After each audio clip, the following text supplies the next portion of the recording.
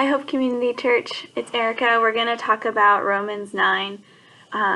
This one's a hard one. Betsy mentioned how Romans 8 is her most underlined chapter in the Bible, but chapter 9 is definitely not that way in my Bible. There's a lot of hard stuff that I don't fully understand, but let's dive in. So, verse 1, it says, "I speak the truth in Christ, and I am not lying. My conscience confirms it. In the Holy Spirit, I have great sorrow and unceasing anguish in my heart." This is Paul talking about the Jews. "For I wish that I myself were cursed and cut off from Christ for the sake of my brothers, those of my own race, the people of Israel." And here, Paul is just talking about how much he longs for the Jews to be a part of the family of God, but they're cut off from God because they don't accept God as God. So then he goes on to describe how the Israelites are not all who are of the bloodline of Israel are a part of God's family and a part of the salvation that he gives. It's not just because of your blood. So it says in verse 6, "For not all who are descendants of Israel are Israel." And one of the commentaries I was reading says, one of the meanings of the name Israel is governed by God. Paul says here that not all Israel is really governed by God. And so not everyone who has the blood is actually governed by God, and so they're not in the family of God. So then he goes on to describe how God chose some to be the line for Jesus to come through. So let's pick up in verse 7. "Nor because are they his descendants are they all Abraham's children. On the contrary, it is through Isaac that your offspring will be reckoned."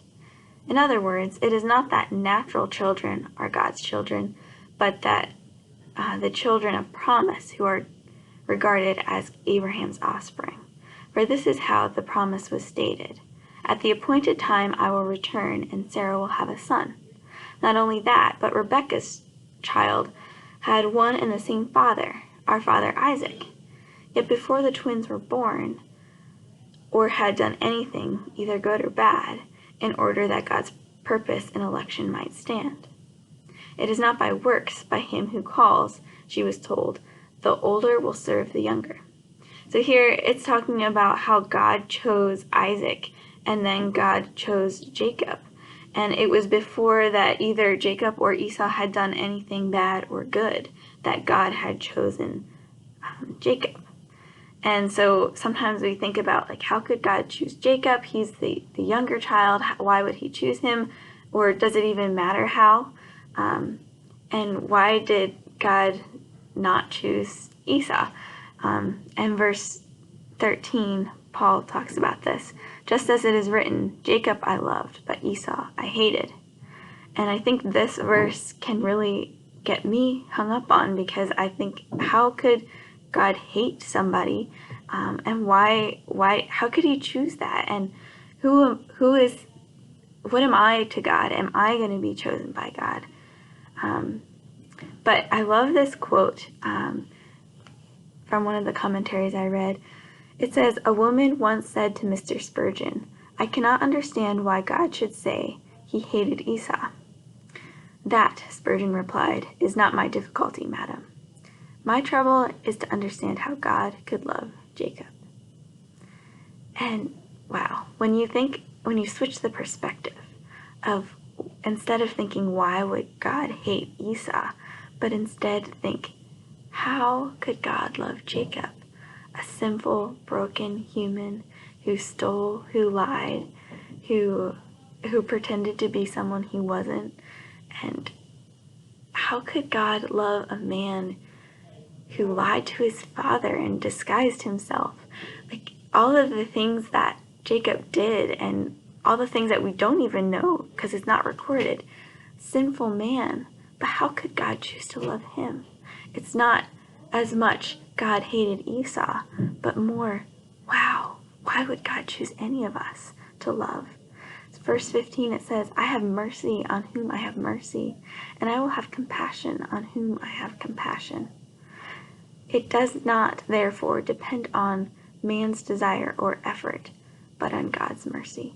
So it's not anything that Jacob did to earn God's mercy or earn God's love.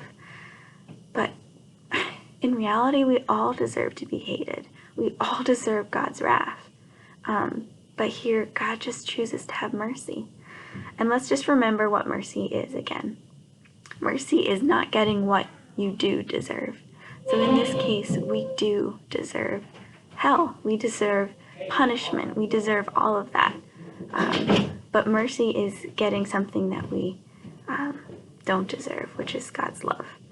So I hope you all have a great day and can reflect again on God's mercy. That's a mystery, and how our salvation is totally dependent on him, and how he will accomplish what he plans to accomplish. He will choose those he chooses, and that's up to him.